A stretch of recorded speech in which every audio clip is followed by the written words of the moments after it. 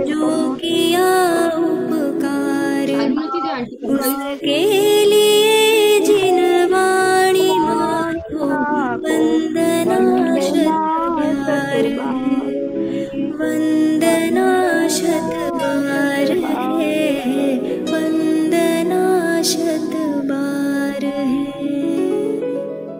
મને જીનવાણી સ્તુતિનો અવાજ ન આવ્યો, પણ તમને મારો અવાજ આવે છે? हाँ ઓકે, हाँ हाँ આપણે ચાલુ કરીએ છીએ। हम यहाँ पर वीतराग विज्ञान भाग 3 के आधार से हम निश्चय और व्यवहार का पाठ देख रहे हैं। बहुत ही महत्वपूर्ण ये प्रकरण है।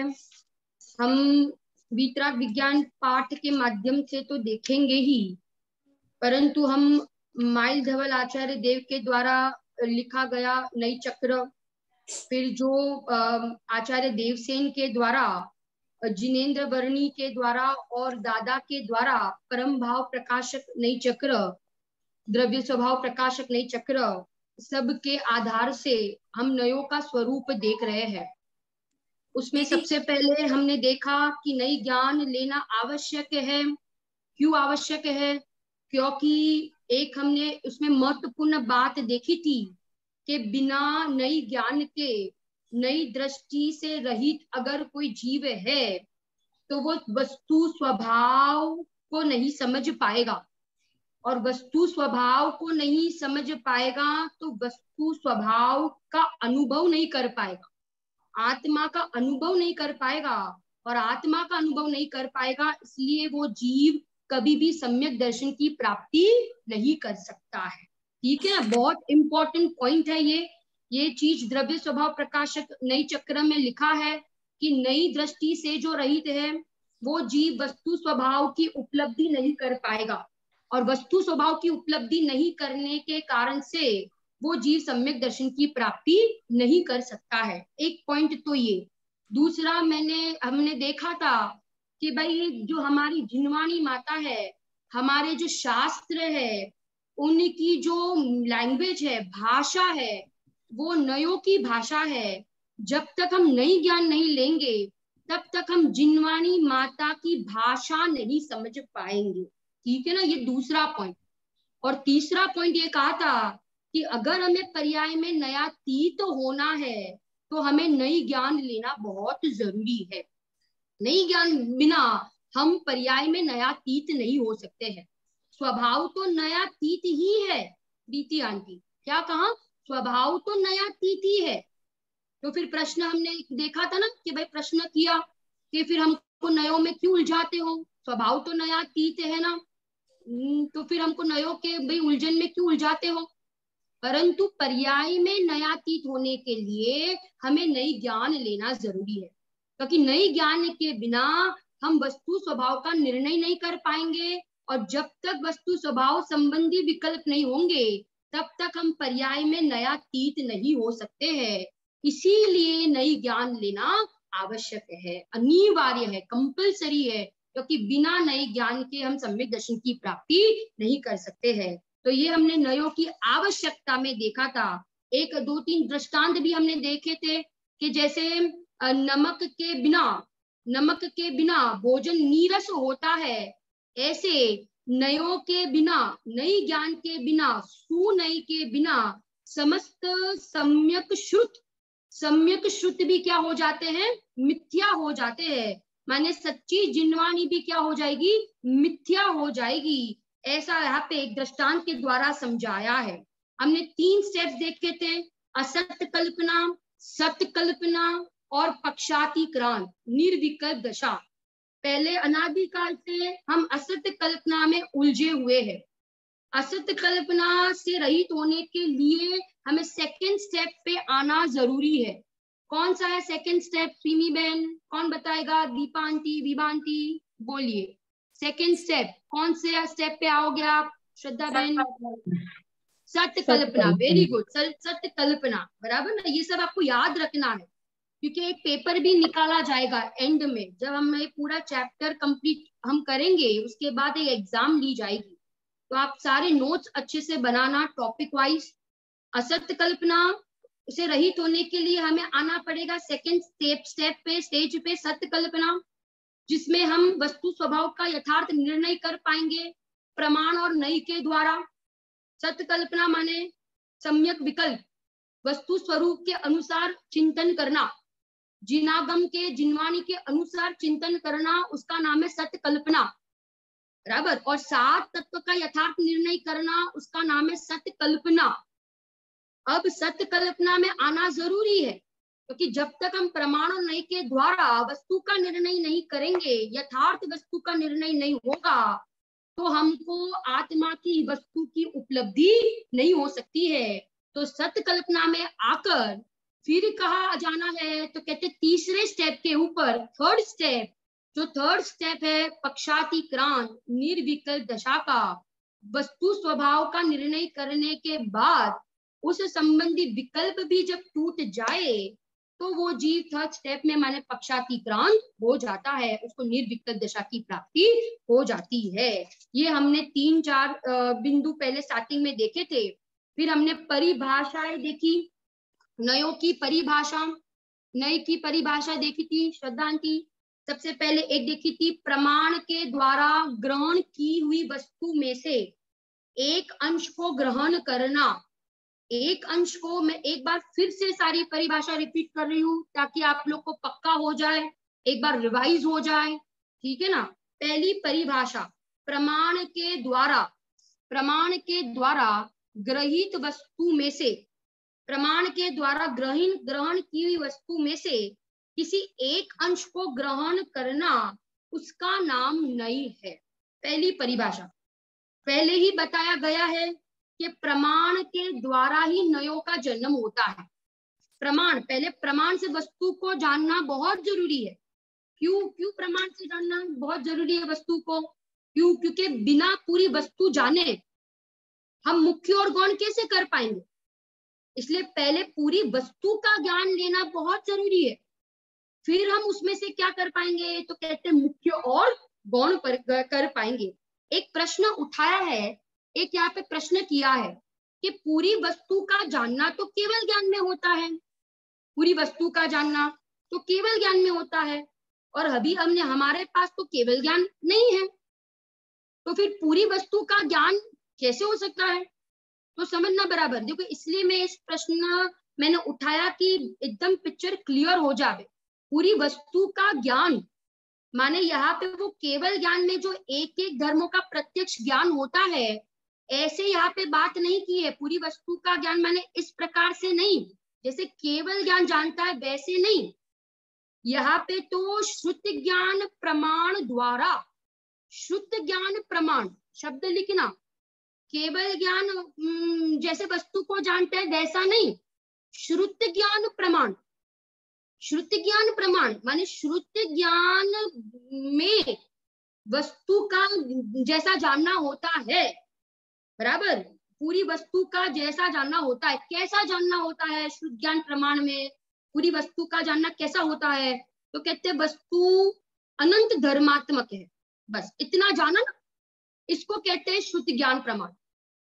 क्या कह दिया फिर से, इतना जाना, क्या जाना कि वस्तु अनंत धर्मात्मक है, वस्तु नित्य नित्यात्मक है, वस्तु सामान्य विशेषात्मक है, इसको कहते हैं श्रुत ज्ञान प्रमाण। ये प्रमाण ज्ञान हुआ।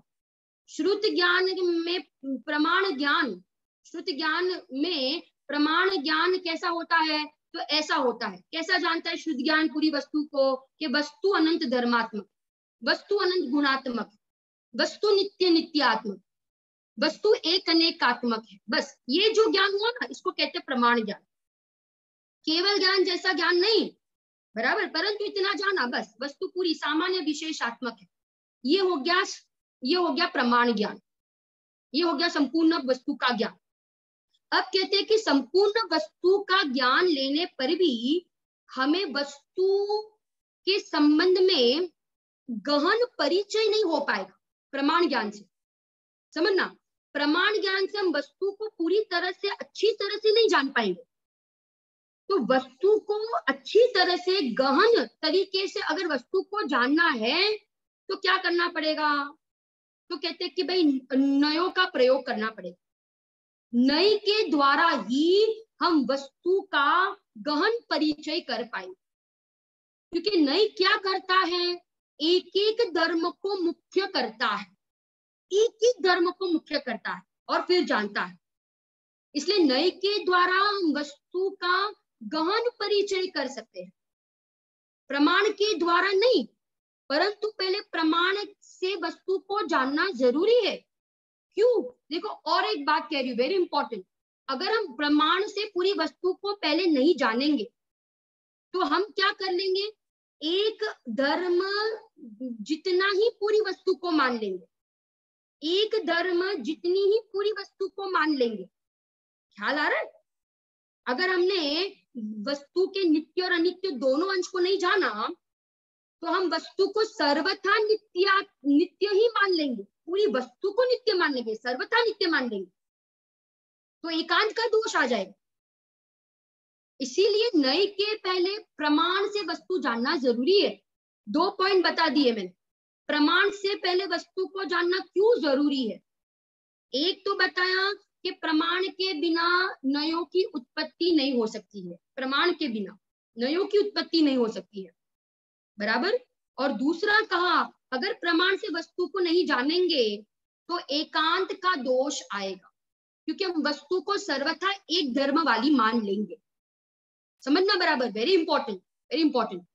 इसलिए प्रमाण से पहले वस्तु जानना बहुत जरूरी है, नहीं तो हम सर्वथा वस्तु को एक धर्म वाली मान लेंगे, ठीक है ना। और नई क्यों इंपॉर्टेंट है, नई ज्ञान क्यों इंपॉर्टेंट है, क्योंकि प्रमाण से हमें पूरी वस्तु का गहन परिचय नहीं हो सकता है, परंतु नयों के द्वारा हमें वस्तु का गहन परिचय हो सकता है।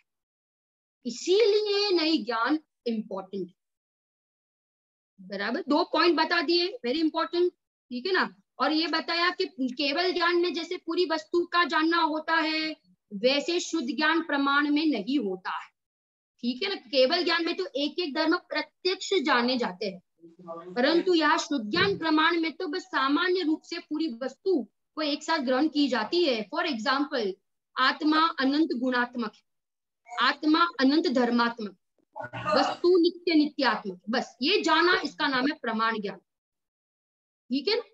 एक और पॉइंट याद आ रहा है, मैं भूल जाऊं उसके पहले बता देती हूँ। ज्ञानी के ज्ञान में ही नहीं लागू पड़ते हैं, सच्चा प्रमाण और सच्चा नहीं, सच्चे नहीं, ज्ञानी के ज्ञान में ही लागू पड़ते हैं। परंतु जब ज्ञानी सविकत दशा में आते हैं तो दोनों एक साथ नहीं हो सकते, समझना बराबर। एक समय में एक ही होगा, या तो प्रमाण ज्ञान होगा और या तो ज्ञान नयात्मक होगा। नय और प्रमाण दोनों एक साथ काम नहीं करेंगे।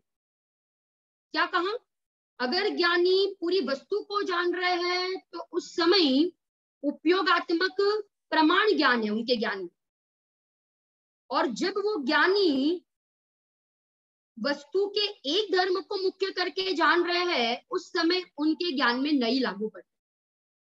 माने एक साथ प्रमाण ज्ञान और नई ज्ञान दोनों नहीं हो सकता है, एक समय में एक ही होगा, या तो ज्ञान प्रमाण रूप काम करता है और या तो ज्ञान नई रूप काम करेगा, बराबर। ये एक पॉइंट ज्ञानी के ज्ञान में लागू पड़ते हैं। एक हमने देखा था एक टॉपिक कि ये ज्ञान, ये जो नई है, ये शुद्ध ज्ञान में ही लागू पड़ते हैं, क्योंकि एक दूसरी परिभाषा, अब दूसरी परिभाषा पे आते हैं। शुद्ध ज्ञान के विकल्प को नई कहते हैं, शुद्ध ज्ञान के भेद को नई कहते हैं। तो दैट मीन्स कि शुद्ध ज्ञान में ही नहीं लागू पड़ता है, बाकी के ज्ञान में नहीं, मति ज्ञान में, अवधि ज्ञान में, मन पर्याय में, केवल ज्ञान में नहीं लागू नहीं पड़ते। क्यों नहीं पड़ते हैं? क्योंकि शुद्ध ज्ञान में ही मुख्य और गौण करने की प्रक्रिया होती है। वो मुख्य और गौण करने की प्रक्रिया कौन से ज्ञान में होती है? निशा बहन, कल्पना बहन, स्नेहल बहन, आत्मी बहन, बोलिए। अमी बहन, मुख्य और गौण करके Hema aunty, Rupali aunty, Prabha aunty, मुख्य और गौण करके जानने की जो प्रक्रिया होती है, प्रक्रिया, प्रोसेस, कौन से ज्ञान में होती है? श्रुत कौन से ज्ञान, ज्ञान में? श्रुत ज्ञान, ओनली इन शुद्ध ज्ञान, ओनली इन शुद्ध ज्ञान, नॉट इन मट्टी, नॉट इन अवधि, नॉट इन मन पर, नॉट इन केवल ज्ञान, मात्र एक शुद्ध ज्ञान में। इसलिए नई कहाँ लागू पड़ते हैं, नई कौन से ज्ञान का भेद है, कौन से ज्ञान का अंश है, तो कहते हैं श्रुत ज्ञान का भेद, श्रुत ज्ञान का अंश है। क्लियर, बराबर। ये दूसरी परिभाषा। तीसरी हमने देखी थी, ज्ञाता के अभिप्राय को नहीं कहते हैं, ज्ञाता के अभिप्राय को नहीं कहते हैं। जब ज्ञानी ज्ञान में मुख्य गौण करके जानते हैं, तब उस नई को ज्ञानात्मक नहीं कहते हैं, ज्ञानात्मक। जब ज्ञान में मुख्य गौण करके जानते हैं, तो उस नई को कहेंगे ज्ञानात्मक, और तब परिभाषा बनेगी ज्ञाता के अभिप्राय को नहीं कहते हैं। बराबर। चौथी परिभाषा, वक्ता के अभिप्राय को नहीं कहते हैं, वेरी इंपॉर्टेंट। जब हम ये परिभाषा बोलेंगे तो नहीं हो जाएंगे वचनात्मक। माने अब ज्ञानी जब कह रहे हैं, बोल रहे हैं, तो वाणी में मुख्य और गौण करके कह रहे हैं, तो वो नहीं हो जाएंगे वचनात्मक। वक्ता के अभिप्राय को नहीं कहते, तब वचन में लागू पड़ेंगे। ज्ञाता के अभिप्राय को नहीं कहते हैं तो ज्ञान में लागू पड़ते, ठीक है ना, क्योंकि ज्ञान नहीं वचन में और ज्ञान में, ये दो जगह लागू पड़ेंगे, क्योंकि मुख्य और गौण करने की ताकत वाणी में है और ज्ञान में है, दो ही चीजों में है। चार परिभाषा हमने देखी, बराबर। एक परिभाषा हमने कल देखी थी कि एक अंश में पूरी वस्तु अंशी की स्थापना करना। किसको याद है ये परिभाषा? कल ये परिभाषा देखी थी, वेरी इंपॉर्टेंट। एक अंश में अंशी की स्थापना करना, एक अंश में अंशी की स्थापना करना। दूसरे शब्द में कहती हूं, एक अंश में संपूर्ण वस्तु का निश्चय करना। एक अंश में संपूर्ण वस्तु का निश्चय करना, उसको कहते हैं नई। उसको क्या कहते हैं? उसको कहते हैं नई। अब ये कल समझाया था ना, एक अंश में पूरी वस्तु की स्थापना कर देना। लिंबू है, लिंबू। हाँ, लिंबू में बहुत सारे धर्म है। खटास नाम का धर्म भी है, पिलास नाम का धर्म भी है, कई नरम भी है, गोल भी है। परंतु मैंने एक धर्म खट्टास नामक धर्म को मुख्य किया और मैंने कह दिया खट्टा लींबू। बराबर। अब मैंने जब खट्टा लींबू कहा तो वो खट्टा धर्म में पूरे लींबू की क्या कर दी? स्थापना कर दी ना। और क्या कह दिया? पूरा लींबू कैसा है? खट्टा लींबू। तो उस समय मैंने बाकी के धर्मों को क्या किया? ज्ञान में क्या कर दिया? गौण कर दिया, निषेध नहीं किया, गौण कर दिया। तो उसको कहते हैं नई। उसको क्या कहते हैं? नई। अगर मैंने ज्ञान में उन सब बाकी के धर्मों को निषेध कर दिया तो वो नई नहीं होगा, वो एकांत, मिथ्या एकांत हो जाएगा, वो नया भास हो जाएगा। मैं फिर से एक बार वो आत्मा पर घटित करके समझाती हूँ तो आपको एकदम समझ में आ जाएगा। रंजना आंटी, ख्याल आ रहा है आपको? रंजना आंटी क्या कहा? फिर से देखो, फिर से मैं बोलती हूँ, आत्मा नित्य आत्मक है। बराबर।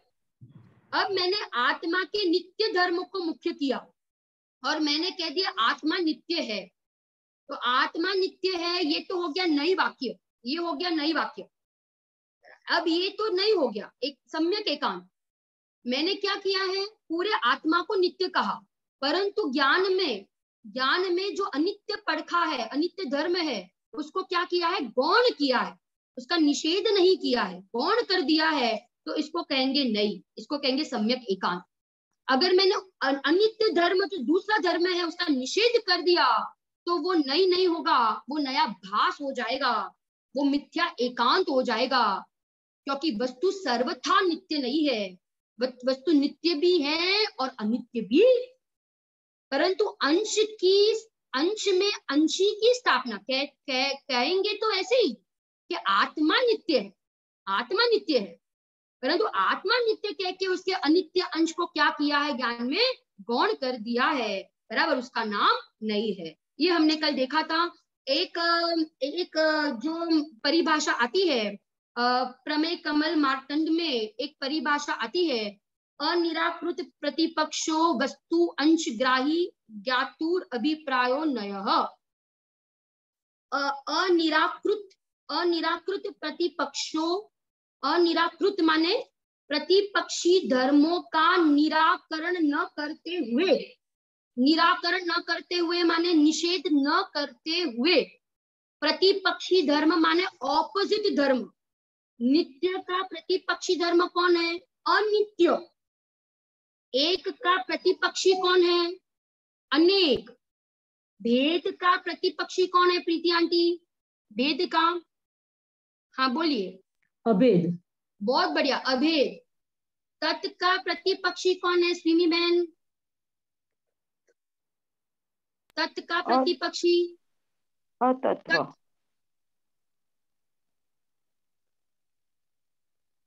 तत् का प्रतिपक्षी अतत्। अतत्व। सत्य का प्रतिपक्षी, सत्य का प्रतिपक्षी कौन? असत। सामान्य का प्रतिपक्षी कौन है? विशेष।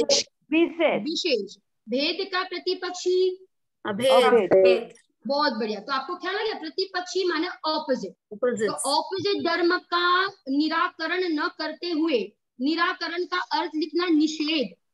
निषेध, निषेध न करते हुए वस्तु के अंश को ग्रहण करने वाला ज्ञाता के अभिप्राय को नहीं कहते। ये एक परिभाषा आई है, बहुत महत्वपूर्ण परिभाषा है। हाँ बोलिए आंटी, श्रद्धा आंटी प्रश्न है? हाँ बोलिए आंटी।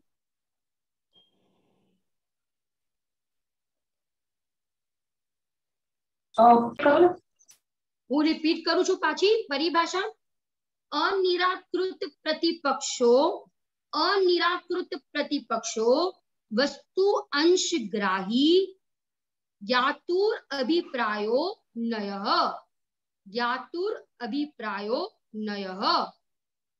अनिराकृत प्रतिपक्षो वस्तु अंशग्राही ज्ञातुर अभिप्रायो नयः माने अनिराकृत प्रतिपक्षो प्रतिपक्षी धर्मों का निराकरण न करते हुए, ऑपोजिट धर्म का निषेध न करते हुए वस्तु के अंश को ग्रहण करने वाले, वस्तु के अंश को ग्रहण करने वाले ज्ञाता के अभिप्राय को नहीं कहते हैं। ज्ञाता के अभिप्राय को नहीं कहते। क्लियर? अब किसी ने लिखी है परिभाषा? किसी के द्वारा लिखी गई है परिभाषा? बोलो। हाँ एक कोई भी जूम पर से। हाँ विभांटी बोलिए, बहुत बढ़िया बोलिए। हाँ। प्रतिपक्षी धर्मों ना निराकरण न करते हुए वस्तु के अंश को ग्रहण करने वाला ज्ञाता के अभिप्राय को नहीं कहते हैं। बहुत बढ़िया, बहुत सुंदर, बहुत बढ़िया, है ना? एकदम क्लियर हो गया ना आप लोग को?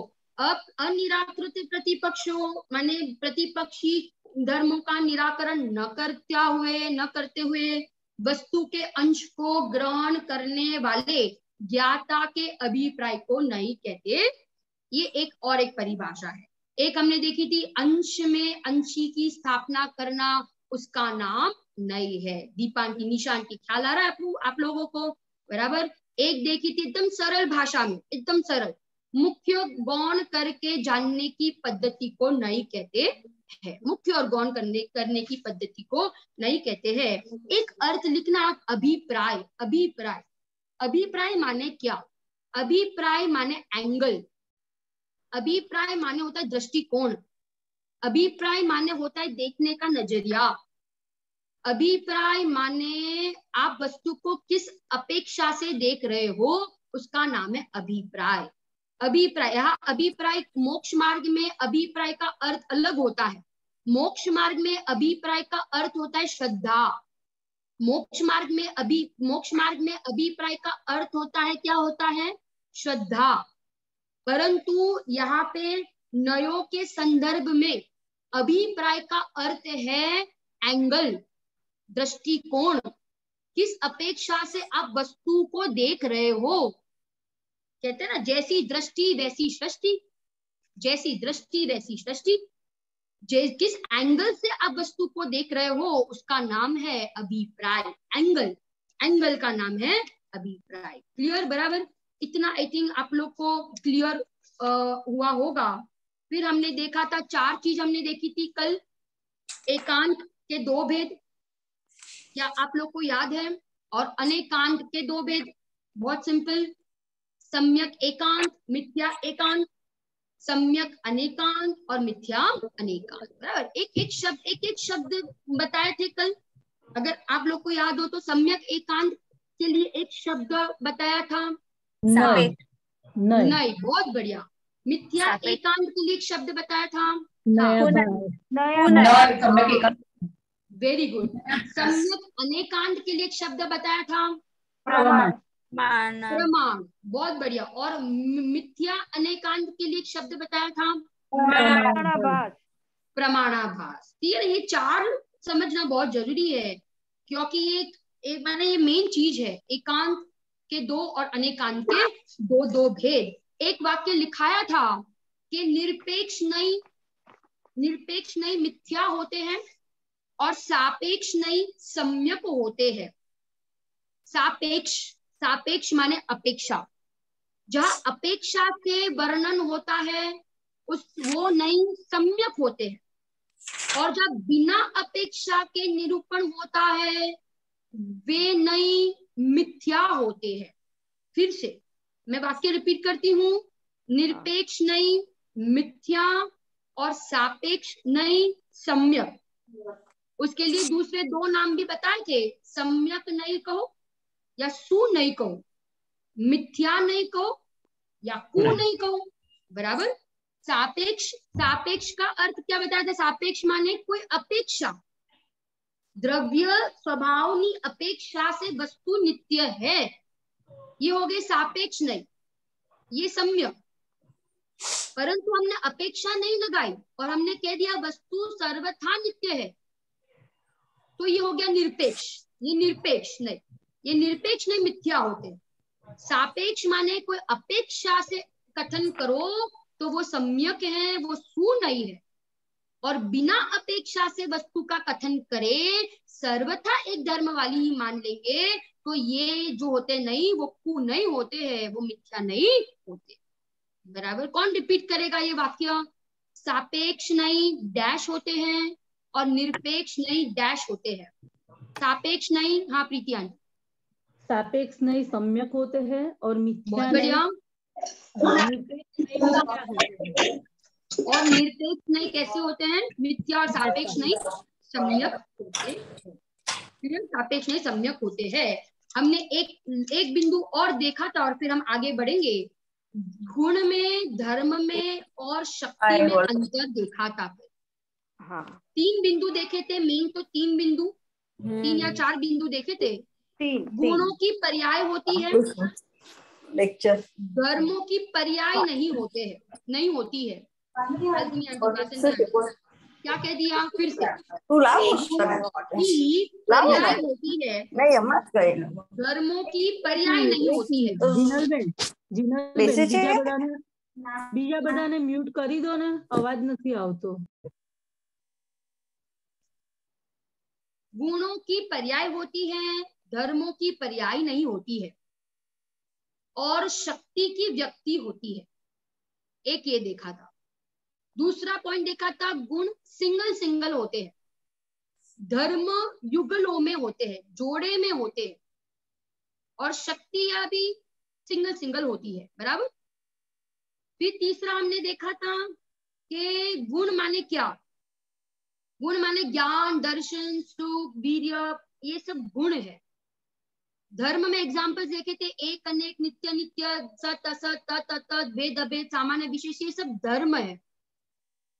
और जीवत्व, प्रभुत्व, है ना, ये सब क्या है? तो कहते चीति आदि, ये सब शक्तियां है। भाव अभाव, भाव अभाव, ये सब शक्तियां है। 46 शक्तियों की बात आती है समय सार में, ये सब शक्तियां है। फिर हमने ज्ञान में ही ज्ञान गुण रूप भी है, ज्ञान धर्म रूप भी है, और ज्ञान शक्ति रूप भी है। तो हमने एक में ही तीनों लगाए थे, वो वर्किंग कैसा होता है वो अपन ने हमने कल देखा था, बराबर। अब हम आगे बढ़ते हैं, अब हम जाते हैं नयों के भेदों के ऊपर। अब नयों के भेदों के ऊपर हमने देखा था कि एक अपेक्षा से भी भेद होते हैं, तीन अपेक्षा से भी, दो अपेक्षा से भी होते हैं, तीन अपेक्षा से भी होते हैं, 7 नय भी होते हैं, 47 नयों की भी चर्चा आती है, संख्यात नयों की चर्चा आती है। जितने वचन उतने नई, वचन संख्यात है इसीलिए नई भी संख्यात है। विकल्प असंख्यात है इसलिए नई भी असंख्यात है। विकल्प की अपेक्षा से नई असंख्यात है। और गुण धर्म अनंत है, उस अपेक्षा से नई कितने हैं? अनंत है, बराबर। संख्यात, असंख्यात और अनंत, जहां तक मति शुद्ध ज्ञान जानता है उसको कहते हैं संख्यात, उसको कहते हैं संख्यात। जहां तक अवधि मन पर्याय ज्ञान जान सकता है उसको कहते हैं असंख्यात। और जो मति श्रुत और अवधि मन पर्याय ज्ञान का भी विषय नहीं है, केवल ज्ञान का विषय है, उसको कहते हैं अनंत। उसको क्या कहते हैं? अनंत कहते हैं, बराबर। संख्यात, असंख्यात और अनंत। अब हम एक बिंदु, महत्वपूर्ण बिंदु, निश्चय व्यवहार प्रकरण चालू करने के पहले अब एक प्रश्न हो सकता है कि भाई इतने सारे नहीं बताए, इतने सारे नहीं बताए, एक अपेक्षा, दो अपेक्षा, तीन अपेक्षा, चार अपेक्षा, माने 7 अपेक्षा, संख्यात, असंख्यात, अनंत। तो यहाँ एक प्रश्न किया गया कि भाई इतने सारे नहीं, आप तो हमें बताओ कि मूल नहीं कितने हैं? मूल नहीं, main main main, leader of the नहीं, मेन नहीं कौन से है भाई? प्राइम मिनिस्टर कौन है ये बताओ हमको। तो भाई इतने नहीं हम याद नहीं करेंगे, आप तो हमें बस ये बताओ कि मेन मेन जिससे हमारे प्रयोजन की सिद्धि हो, ऐसे ये नहीं बता दो हमें इतने नयों में। तो यहाँ पे 2 अपेक्षा से वर्णन आया, एक आगम पद्धति और एक अध्यात्म पद्धति। एक गाथा लिखी, द्रव्य स्वभाव प्रकाशक नामक जो ग्रंथ है उसमें लिखा है कि मूल नहीं दो कहे, निश्चय नहीं और व्यवहार नहीं, निश्चय नहीं और व्यवहार नहीं, बराबर। और उसी ग्रंथ में दूसरे 2 मूल नहीं बता दिए, द्रव्यार्थिक नहीं और पर्यायार्थिक नहीं। अब ये निश्चय नहीं और व्यवहार नहीं और द्रव्यार्थिक नहीं और पर्यायार्थिक नहीं, बराबर। तो ये दोनों को मूल नहीं,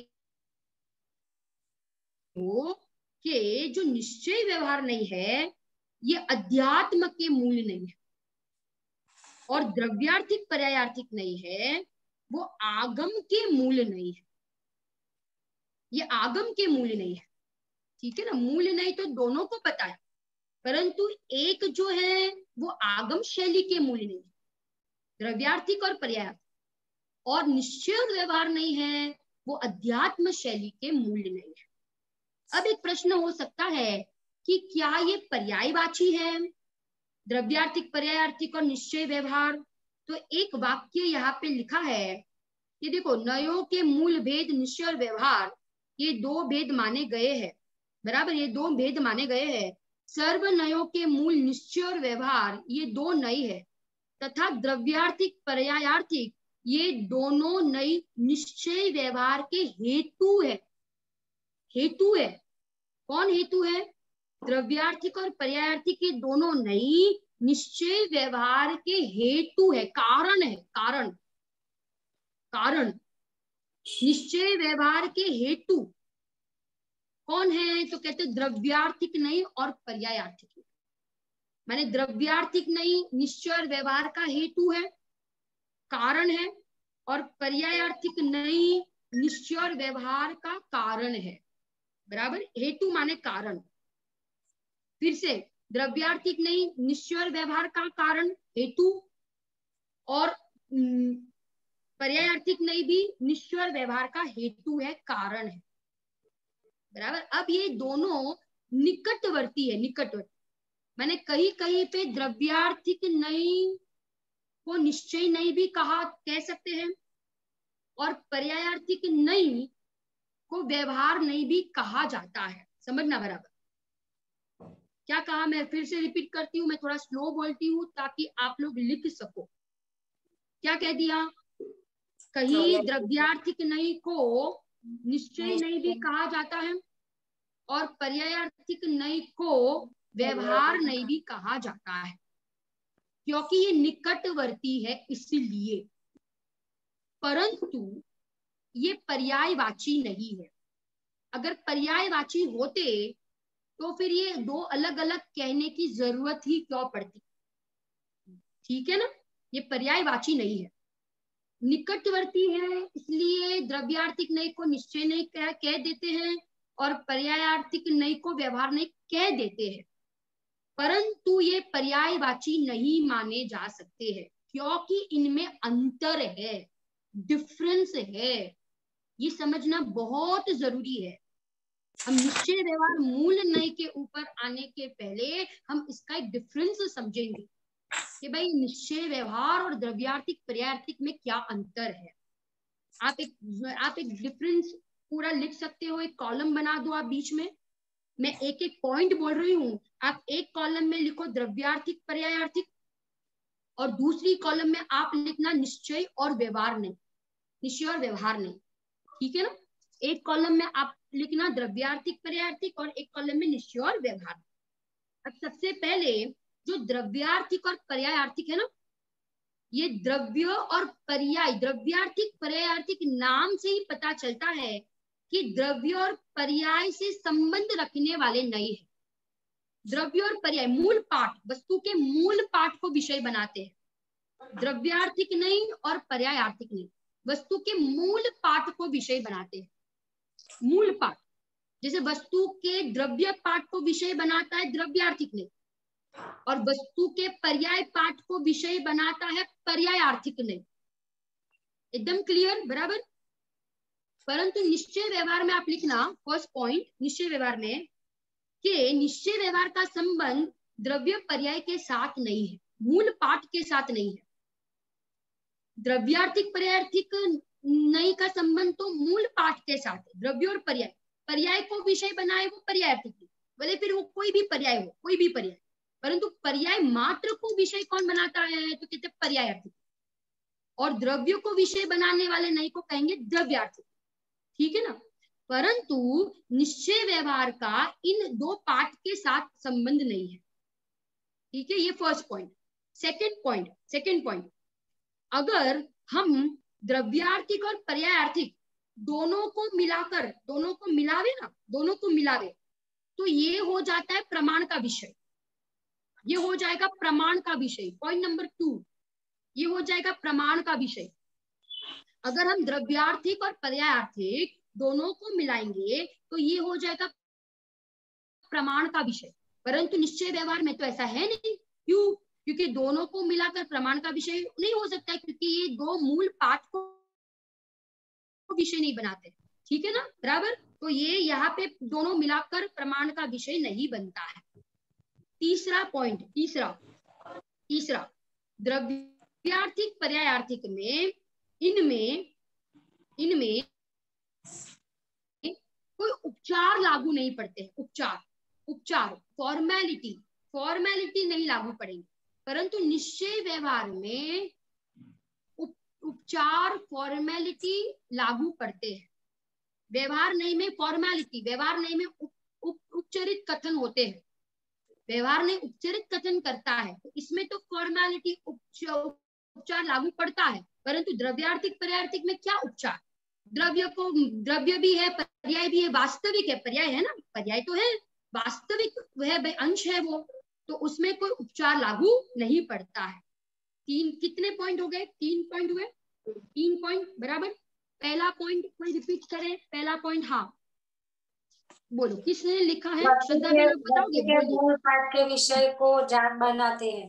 बहुत बढ़िया। व्यवहार में निश्चय व्यवहार का संबंध द्रव्यार्थिक पर्यायार्थिक से नहीं होता है, द्रव्य पर्याय से नहीं है, सेकंड पॉइंट। दोनों को मिलाने से प्रमाण का विषय बन जाता है। हाँ हाँ और निश्चय व्यवहार को मिलाने से प्रमाण का विषय नहीं बनता है। हाँ, बहुत बढ़िया बहुत बढ़िया। तीसरा पॉइंट, इनमें द्रव्याधिक पर्याधिक में उपचार लागू नहीं होता है। नहीं होते और हैं, बराबर।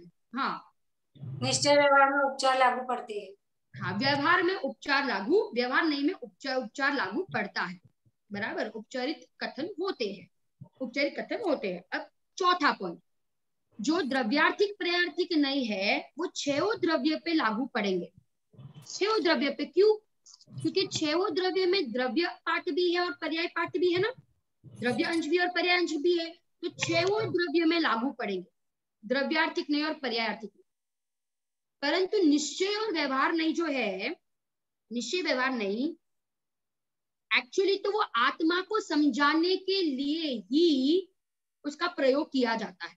आत्मा को समझाने के लिए निश्चय व्यवहार नहीं का प्रयोग किया जाता है, आत्मा को समझाने के लिए, मेन पॉइंट, बराबर।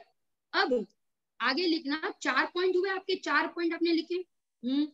अब जो द्रव्यार्थिक पर्यायार्थिक नहीं है, 5वां पॉइंट, ये वस्तु परक नहीं है, माने ये वस्तु स्वरूप को समझाने वाले नहीं है।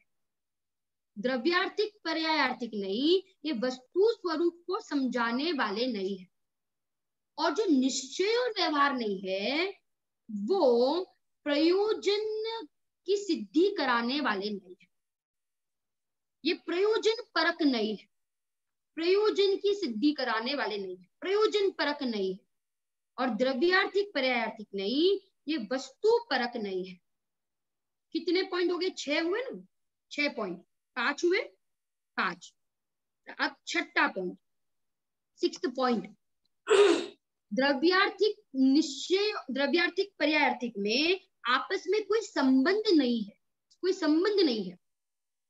परंतु निश्चय और व्यवहार नहीं के बीच में आपस में संबंध है, 2 संबंध आते हैं।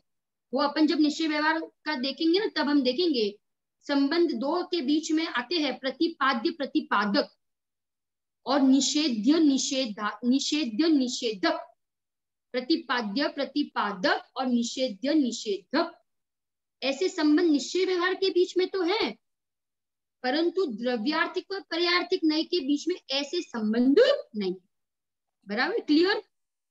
फिर आगे 7वां पॉइंट, द्रव्यार्थिक के भेद है 10 और पर्यायार्थिक नहीं के भेद है 6। और यहाँ पे अगर देखें निश्चय व्यवहार में, तो कहते व्यवहार नहीं के है 4 भेद और निश्चय नहीं के है 4 भेद। व्यवहार नहीं के है 4 भेद और निश्चय नहीं के है 4 भेद, और द्रव्यार्थिक नहीं के है 10 भेद और पर्यायार्थिक नहीं के है 6 भेद। क्लियर? इतना हमें पता होना चाहिए कि भाई इनमें क्या अंतर है। निश्चय के, हाँ क्या? निश्चय के कितने भेद कहे? निश्चय नहीं के और व्यवहार नहीं के 4 भेद, निश्चय नहीं और व्यवहार नहीं के 4 भेद, और द्रव्यार्थिक नहीं के 10 भेद और पर्यायार्थिक नहीं के 6 भेद। या अब मैंने बताया ना कि इसमें कोई संबंध नहीं है द्रव्यार्थिक पर्यायार्थिक, परंतु निश्चय नहीं व्यवहार नहीं के बीच में तो संबंध घटित होगा, प्रतिपाद्य प्रतिपादक, निषेध निषेधात्मक, निषेधक, ये संबंध है, परंतु इनके बीच में कोई संबंध नहीं। अब दूसरा, निश्चय व्यवहार में तो हे उपादेय किया जाता है, परंतु द्रव्यार्थिक और पर्यायार्थिक नहीं में हे उपादेय नहीं होता है। निश्चय और व्यवहार में तो हे उपादेय किया जाता है, ठीक है, परंतु ये तो भाई ये आगम की मुख्यता वाले नहीं है ना, इसलिए इसमें हे उपादेय नहीं होता है। इसमें तो मात्र ये ज्ञान का गेय बनता है, ज्ञान का गेय बनता है, इसमें हे उपादेय नहीं होता है, ये ज्ञान का गेय बनता है, इनमें तो हे उपादेय होता है। एक आप लिखना डिफरेंस के जो द्रव्यार्थिक पर्यायार्थिक नहीं है ये आगम शैली के नहीं, और निश्चय और व्यवहार नहीं है ये अध्यात्म शैली के नहीं है।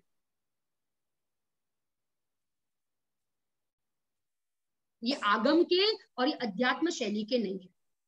अब जो द्रव्यार्थिक और पर्यायार्थिक नहीं है ना, इसका जो विषय है वो बहुत बड़ा है, द्रव्यार्थिक पर्यायार्थिक नहीं का। क्योंकि ये तो पूरी दुनिया को कवर करेगा ना। द्रव्य और पर्याय, सारी वस्तु जगत में द्रव्य पर्याय, द्रव्य पर्यायात्मक है, छह द्रव्य पर लागू पड़ेगा। परंतु निश्चय व्यवहार माने इसकी मर्यादा कम है। द्रव्यार्थिक पर्यायार्थिक से इसका विषय छोटा है। इसका विषय कितना है? छोटा है। परंतु द्रव्यार्थिक पर्यायार्थिक का विषय बहुत बड़ा है और इनका विषय छोटा है। अब द्रव्यार्थिक और पर्यायार्थिक, अब द्रव्यार्थिक नई में निश्चय और व्यवहार लागू पड़ेंगे और पर्यायार्थिक नई में निश्चय और व्यवहार लागू पड़ेंगे। अब उसके एग्जाम्पल से मैं समझाती हूँ। द्रव्यार्थिक नई के भेद में हम निश्चय नहीं और व्यवहार नहीं लगाएंगे, और पर्यायार्थिक नई में हम पर्यायार्थिक नई के विषयभूत वस्तु में हम निश्चय और व्यवहार लगाएंगे। कैसे लगाएंगे? ये देखो, द्रव्यार्थिक नई है ना, द्रव्यार्थिक नई के दो भेद है। पहले तो सामान्य रूप से 2, 10 मत देखो, अभी पहले तो 2, शुद्ध द्रव्यार्थिक नई और अशुद्ध द्रव्यार्थिक नई। शुद्ध द्रव्यार्थिक नई और अशुद्ध द्रव्यार्थिक नई। तो द्रव्यार्थिक नई के दो भेद पहले कर दिए, शुद्ध और अशुद्ध। तो शुद्ध द्रव्यार्थिक नई जो है वो निश्चय नई का विषय, और अशुद्ध द्रव्यार्थिक नई है वो व्यवहार नई का विषय। माने द्रव्यार्थिक नई में ही उसके दो भेद कर दिए और उसमें ही निश्चय व्यवहार लगा दिया। माने शुद्ध द्रव्यार्थिक नई हो गया निश्चय नई का विषय, और अशुद्ध द्रव्यार्थिक नई हो गया व्यवहार नई का विषय। ठीक है। अब पर्यायार्थिक नई पे आओ। पर्यायार्थिक नई, अब पर्यायार्थिक नई बनाता है विषय किसको? पर्याय को। अब पर्याय में ही निश्चय और व्यवहार लगाओ। पर्याय में ही निश्चय और व्यवहार। देखो, पहले द्रव्यार्थिक और पर्यायार्थिक क्या हमने देखा? पर्याय को विषय बनाने वाला पर्यायार्थिक और द्रव्य को विषय बनाने वाला द्रव्यार्थिक। अब उसी द्रव्यार्थिक नई के दो भेद, अशुद्ध और शुद्ध द्रव्यार्थिक। शुद्ध द्रव्यार्थिक नई को विषय बनाता है वो कहेंगे निश्चय नई, और अशुद्ध द्रव्यार्थिक नई को विषय जो बनाता है उसको कहेंगे व्यवहार। ठीक है, उसको कहेंगे व्यवहार नई। अब पर्यायार्थिक नई विषय बनाता है पर्याय को। अब पर्याय को विषय बनाता है ना, तो पर्याय में ही हम निश्चय और व्यवहार लगाएंगे। अब पर्याय कोई भी प्रकार की आप पर्याय ले लो भाई, राग पर्याय अनेक प्रकार की।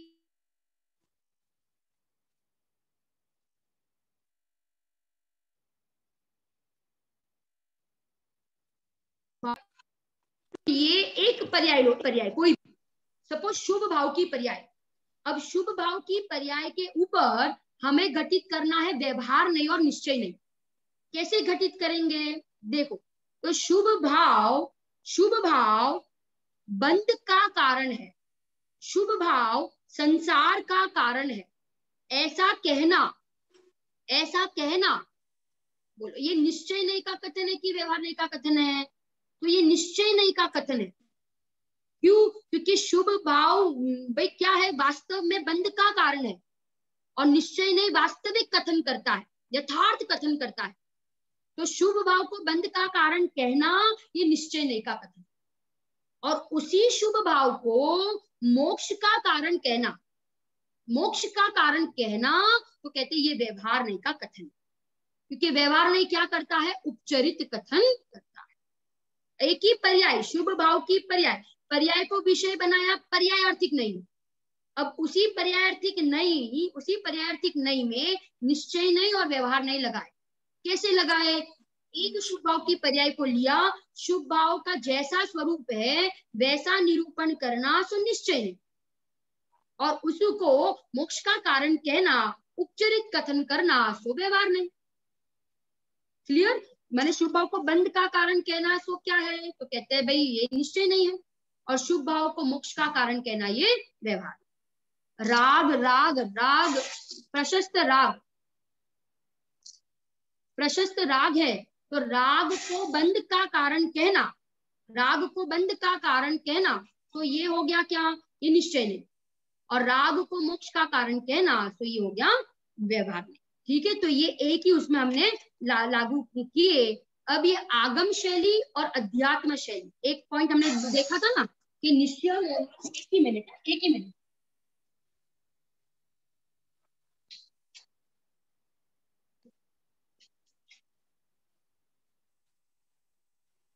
हमने देखा था कि आगम शैली और अध्यात्म शैली, ये निश्चय और व्यवहार नहीं जो है वो आगम शैली अध्यात्म शैली के नहीं है, और द्रव्यार्थिक और पर्यार्थिक नहीं है, वो आगम शैली के नहीं है। मैं एक 5 मिनट में आपको आगम और अध्यात्म, आगम और अध्यात्म के बीच में हम 2-3 पॉइंट देखेंगे कि जो आगम है, आगम आगम नींव है और अध्यात्म महल है। आगम क्या है? आगम नींव है और अध्यात्म महल है। आगम हम दूसरी भाषा में कहे तो आगम दही है और अध्यात्म मक्खन है। क्या कह दिया? आगम दही और अध्यात्म मक्खन। आगम है पूरा आम, पूरा आम, और अध्यात्म है उसका रस। अध्यात्म क्या है? रस, और आगम है पूरा आम। आगम नींव और अध्यात्म महल। आगम है कारण और अध्यात्म कार्य। आगम कारण और अध्यात्म कार्य, ना। आगम क्या करता है? तो आगम करता है 6 द्रव्यों की चर्चा। आगम करता है 6 द्रव्यों की चर्चा, परंतु अध्यात्म करता है मात्र आत्मा की चर्चा, आत्मा की चर्चा। आगम करता है 6 द्रव्यों की चर्चा और आगम करता है आत्मा की चर्चा। आगम क्या करेगा? वस्तु की सिद्धि करेगा, और अध्यात्म प्रयोजन की सिद्धि करता है। अध्यात्म करता है प्रयोजन की सिद्धि और आगम करता है वस्तु की सिद्धि। ठीक है ना? आगम समझने समझाने के लिए होता है, आगम समझने समझाने के लिए होता है, और अध्यात्म समाने के लिए होता है, अंदर में समाने के लिए। अंदर में समाने के लिए होता है अध्यात्म, और आगम समझाने समझने के लिए होता है। आगम में तर्क और युक्ति नहीं लगती, आगम में तर्क और युक्ति नहीं लगती, परंतु अध्यात्म में तर्क और युक्ति लगाई जाती है। राग दुख का कारण है, राग आकुलता का कारण है, राग छोड़ने योग्य है, राग हे है। तर्क और युक्ति के द्वारा निर्णय किया जाता है। अनुभव, आगम माने अध्यात्म माने होती है अनुभव की बात, और आगम होती है अरहंतों की बात। आगम, हम संधि छोड़ो, आगम की संधि छोड़े, आ प्लस ग प्लस म, अरहंत भगवान द्वारा कहा हुआ, ग गणधर द्वारा गूंथा हुआ, और म मुनियों द्वारा मनन किया हुआ, जो परंपरा से चल रहा है, परंपरा से चल रहा है, उसको कहते हैं आगम। और अध्यात्म कहते हैं कि जिसने आत्मा का प्रत्यक्ष अनुभव किया है, फीलिंग किया है, उसका नाम है अध्यात्म। अनुभव की कलम में डूब कर ये सारे अध्यात्म के शास्त्र लिखे गए हैं। समयसार ग्रंथ है, नियमसार ग्रंथ है, ये अध्यात्म के ग्रंथ है, और प्रवचनसार पंचास्तिकाय ग्रंथ है, ये आगम शैली के ग्रंथ है। षटखंडागम है, ये सब आगम शैली के ग्रंथ है, जिसमें वस्तु स्वरूप का, कर्मों का, भाई 3 लोक का, है ना, ये प्रकृतियों का, इन सब का वर्णन आगम में आता है। और अध्यात्म कहता है कि भाई कर्म ने मुझे स्पर्श भी नहीं किया है, मैं कभी बंधाई नहीं हूं, मैं तो अनादि से अबंध स्वरूपी हूँ, अरागी स्वरूपी हूँ, शुद्ध हूँ, एक हूँ, त्रिकाल हूँ, मैं कभी पर्याय रूप हुआ ही नहीं हूँ। ऐसे एक शुद्ध नित्य त्रिकाल ध्रुव रहने वाले तत्व को बताने वाला, उसको कहते हैं अध्यात्म। अध्यात्म सीधा आत्मा को पकड़ाता है, और आगम पर से दृष्टि हटाता है। इसका नाम आगम और इसका नाम है अध्यात्म। वस्तु व्यवस्था को बताने वाली शैली है आगम, और आत्मा की मुख्यता से बात करने वाली शैली है अध्यात्म। जिसमें आत्मा मुख्य है उसको कहेंगे अध्यात्म की शैली, और जिसमें वस्तु स्वरूप का निरूपण आता है, वस्तु स्वरूप की मुख्यता होती है, उसको कहते हैं आगम शैली, हमें आगम में से अध्यात्म निकालना आना चाहिए। गुरुदेव श्री के पास एक कला थी। कौन सी कला थी? आगम में से अध्यात्म निकालने की कला गुरुदेव श्री के पास थी। ऐसी हमारे पास भी कला होनी चाहिए। हम ये गोमतसार आदि ग्रंथ को पढ़े, हम ये गुणस्थान आदि तत्वार सूत्र सारे ग्रंथ को तो हम पढ़ लेते हैं, परंतु ये पढ़कर फिर हम उसमें से अध्यात्म निकाले। अध्यात्म निकलना चाहिए कि कर्म प्रकृति ये सारे गुणस्थान आदि मार्गणास्थान आदि के जितने हमने भेद पढ़े, परंतु इन सारे भेद से मेरा त्रिकाली ध्रुव भगवान आत्मा तो रहित है, भिन्न है, मरे उसमें इन सब का कभी प्रवेश ही नहीं हुआ है। ऐसे त्रिकाली ध्रुव भगवान आत्मा की दृष्टि जब तक नहीं होगी तब तक खरेखर हमारे जीवन में अध्यात्म नहीं उतर सकता, हमें सम्यक दर्शन की प्राप्ति नहीं हो पाएगी। इसलिए आगम में से भी हमें अध्यात्म निकालना आना चाहिए। ऐसे हमने आज बहुत इंपॉर्टेंट द्रव्यार्थिक, पर्यायार्थिक और निश्चय व्यवहार नहीं के बीच में पूरा अंतर देखा। अब हम ज्यादा दूसरी बात ना करके हम सीधा निश्चय और व्यवहार जो मेन नहीं है, प्रयोजन की सिद्धि कराने वाले नहीं है, उसकी चर्चा, निश्चय व्यवहार की चर्चा हम कल के स्वाध्याय से चालू करेंगे। हम उसका विस्तार से स्वरूप देखेंगे, निश्चय क्या है, व्यवहार क्या है, उसका स्वरूप क्या है। तो हम उसकी चर्चा कल ठीक 8 बजे वापस मिलेंगे। आगम की जो संधि विग्रह छोड़ी थी ना हमने दीदी, आगम की जो संधि विग्रह छोड़ी थी ना हमने, आ प्लस ग प्लस म। आ એટલે અનંત ભગવાન દ્વારા કહા હુआ, ग એટલે ગણધર દ્વારા ગૂંથા हुआ, भगवान ग એટલે ગણધર દ્વારા ગૂંથા हुआ, और म એટલે मुनियों द्वारा मनन किया हुआ। गणधर भगवान गणधर द्वारा गूंथा हुआ, और म એટલે मुनियों द्वारा मनन किया हुआ, उसको कहते हैं आगम। कि आज हमने इतनी चर्चा की है और आपको निश्चय व्यवहार का जब स्वरूप हम देखेंगे उसमें आपको बहुत अच्छे से उसकी स्पष्टता से पूरा ख्याल आ जाएगा, निश्चय क्या है, व्यवहार क्या है, उसका स्वरूप हम कल के स्वाध्याय में नेक्स्ट क्लास में जरा रिपीट कर देना ना डिफरेंस आगम और अध्यात्म का। फिर से रिपीट करूंगी एक बार, द्रव्यार्थिक पर्यार्थिक निश्चय व्यवहार ने, और फिर हम निश्चय व्यवहार ने पे आए इसी मंगल भावना के साथ। कल क्लास रहेगा, फिर संडे को छुट्टी रखेंगे, फिर मंडे को चालू रहेगा, ठीक है ना? राजेश तो जिनवानी स्तुति ले। हाँ। निज निधि निज में बताई, यह अनंत उपकार है, उसके लिए जिनवाणी मां को वंदना सतबार है, वंदना सतबार। जय करल बोलो जिनवाणी मात नो जय। अनंत अनंत उपकारी कान गुरुदेव नो जय हो। जय हो।